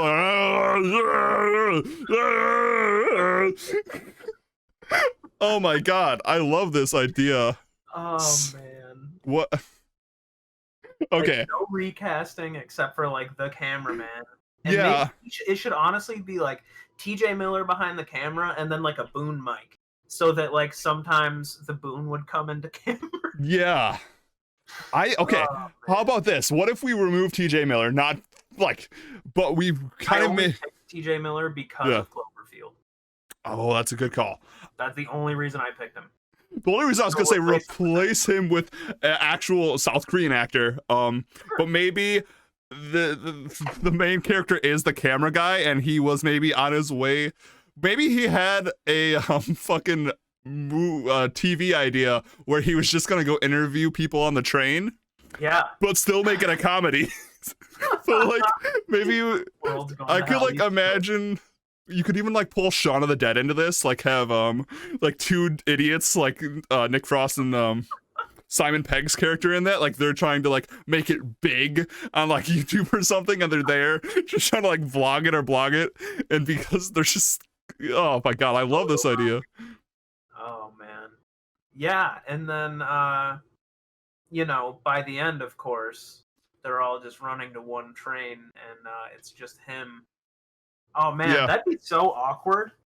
Right? Right? Imagine the exact thing that happens, except this the camera guy survives. The guy probably died. Yeah. Because that would make for a good movie. He loses his boon guy, his long partner in documenting. And then he just gets on the train with these people, and he's got to like film this dude and his daughter going through this like terrible fucking time. And at this point, he started out making a comedy, but now it's just for science. It's devolved, which is kind of like Cole Overfield. Yeah, like he's just gotta. I now it's like I have to document this so people will know like what the fuck happened. Yeah. Because at this point, like he's not gonna sit down with the little girl and be like, "Now, how does that make you feel?" You know. But like maybe with the soldiers at the end, and maybe they show him a camera. And they're able to like, exchange footage, and like the end credits roll is just like fucking cuts of all sorts of like soldier shit dealing with zombie shit. Yeah, and we could even do that thing where like we don't reveal who's behind the camera till the end, because they're like behind it, kind of do that whole found footage thing. Yeah. And then it's it's me. I like that idea a lot. Even like remove the comedy. I love the comedy aspect of it, like the office style, like Parks and Rec, Superstore really stuff. Wanted to be a comedy, but I mean that's one way you could do it. But like Cloverfield is a good example of using kind of like doing a horror, but like with a mockumentary found footage, because I think like you could put that in Train to Busan. And you're right, it could start as like this funny thing, maybe like they're doing like some like quote unquote pranks on the train, and then like, oh, they're like, wow, cool special effects, and like shit starts getting real and stuff. It'd be really cool. You could like, on a little bit more serious note, like having a found footage on a train would really make it more claustrophobic, because like you wouldn't see that much, you'd be on the train. I like that idea a lot. And ironically, with this budget, it might have actually been scarier to have done something like this. Like, imagine, okay, instead of like the comedy angle at all, imagine that instead of a hedge fund dick, this guy is just a normal dad with a normal job, and he's still married to his wife, no ex-wife, but they're just going on vacation to Busan. But dad's obsessed with taking home movies. So he like brings a video camera. Now it's like a documentary. You know, he's documenting everything that he's doing on this family vacation. And maybe there are some things that are like interview style, but not really like in the same, just like putting the camera on his wife's face and being like, "Are you excited to go to Busan?" But then like shit really pops off. And maybe like our main character, who's the main character in Train to Busan, is revealed at the end as the cameraman. Yeah. The daughter takes the camera. Yeah. I mean, I love this idea. I think this is... We're not ruining movies, but let's actually ruin this movie. So this wasn't first place, but this was second place. Train to Busan musical. Let's just entertain this idea for a couple minutes. Then we'll get out of here. What would a Train to Busan musical look like? You brought it up. All right, so I think You use the train carts as settings, as set pieces. You had an idea already. Dude, I love musicals. I like musicals. And as each cart goes through, because if it's a musical, obviously it has to be more like theatrical, like the set pieces have to be less realistic and more fantastical. Like as like the singing happens as they go from train to train in different set pieces, and you can even do more allegorical, like maybe the stages of grief, each one they're singing, and then like the 7 deadly sins. Yeah, or something like that. Or like, because then the hero's journey isn't like this beautiful thing in Train to Busan. They're singing about it. It's again the opposite of what we talked about, Train to Busan really not needing the exposition or the context out of their mouth, because they'd be singing about everything. So, and I just want zombies snapping their fingers, chasing them down the train, kind of like. So my question, I guess, is would you really have a lot of lyrics, or would you just have them doing these zany things like in sequence? Like Cats? Yeah, like less lyrics, more just like awesome like dance music and yeah. Dance. Yeah, I think dance. Have, like, the snaps, maybe some like woo. Yeah, absolutely. Yeah, I think there'd be more singing when people die from being bit by a zombie. They have like the red confetti shoot out of them, like wah, wah, wah, wah. Yeah, and yeah, it's similar to Cats, but not like Cats the movie, like the Cats stuff, like musical where everyone's like dressed as cats. I think that's how you do the Train to Busan musical. Anything else to say? I think we've said a lot about this movie. I haven't said it all. All right, well, that was this week of ruining movies with Zach and Shayne. That's not the full title; it's just ruining movies. But I like ruining movies. Parentheses. Fuck it, we'll do it live. / with Zach and Shayne. 3 exclamation marks, 2 question marks. XX93X. Yeah, and it's all in quotations.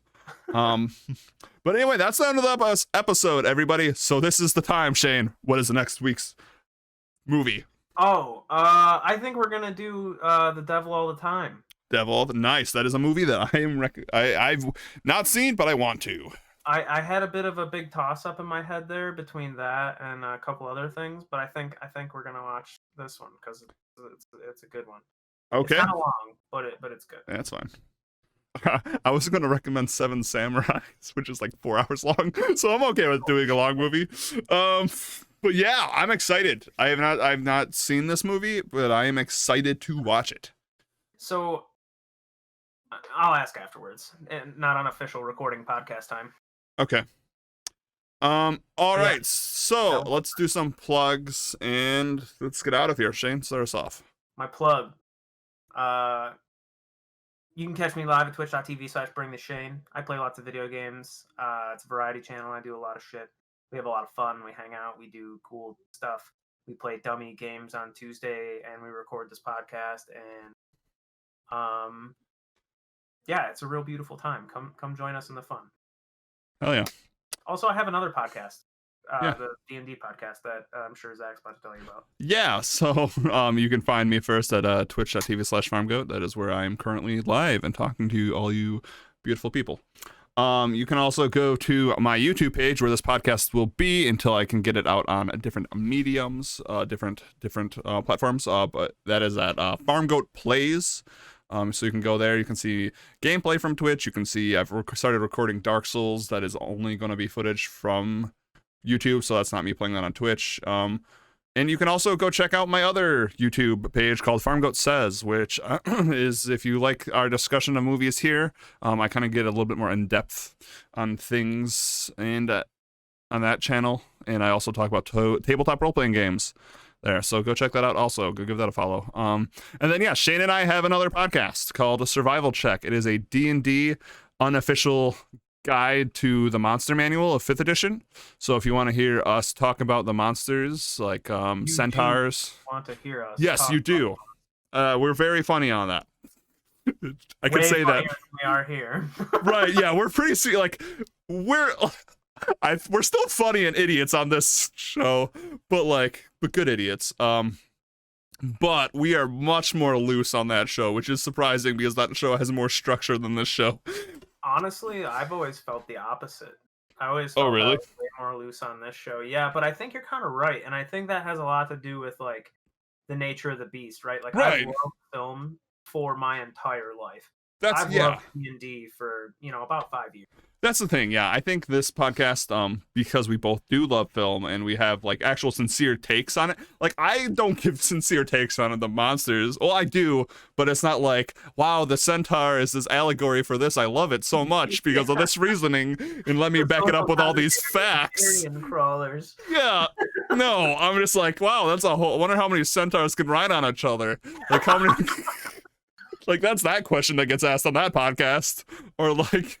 That's a really good point. Yeah, I think that's probably the funnier podcast. Yeah.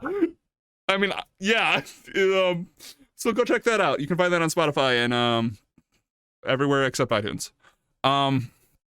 And that's about it. You can find, if you enjoyed this podcast and want to participate live and join the discussion during the podcast, sometimes we'll let the audience ask questions, or maybe you have something to add to when we're remaking the movie, or you want to vote on the type of movie you want us to create at the end of the episode. You can catch us live on Tuesdays at 6 p.m. Eastern. Come join either of our chats and join the discussion with us. It's a blast. And that's about it. We also play video games after, like we're about to go play Portal 2, which just had an update in 2020. Oh, I thought we were playing Escape from Tarkov. Oh shit! I thought we were playing RimWorld. Anyway, that is it.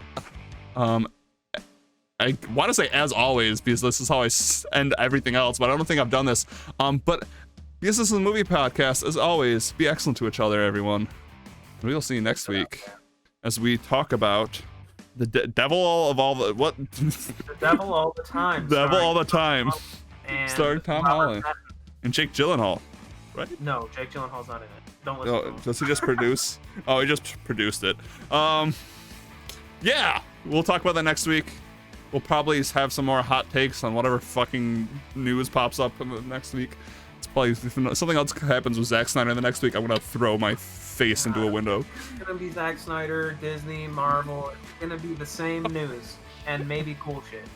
Maybe I'll go out of my way and like try to find more indie news next week, just so we don't talk about those. It's hard. I might just watch Coming to America so that I can have a real take on it.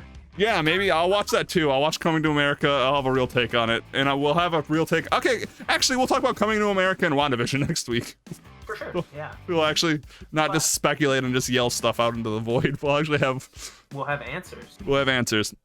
But that's it, everyone. I've talked enough. The cool guitar music's probably playing behind us at this point. So, yeah, so...